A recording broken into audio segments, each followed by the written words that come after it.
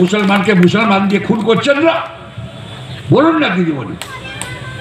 আমি আপনাদের কাছে বলি, হিজাব চাপিয়ে নিলে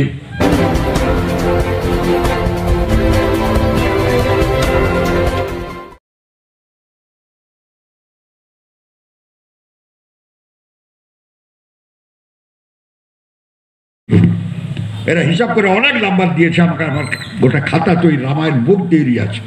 কাঁথি লোকসভা কেন্দ্র, মেদিনীপুর লোকসভা কেন্দ্র, পশ্চিমবাংলার ছাড়িয়ে ভারতবর্ষ বিভিন্ন জায়গায় যেসব নামি দামি লোক আছে, এক একটা ক্যান্সার রোগ, তাদের জন্য বগি বুক করে দিয়ে আমি বছরের পর বছর বলি বগি বুক করি।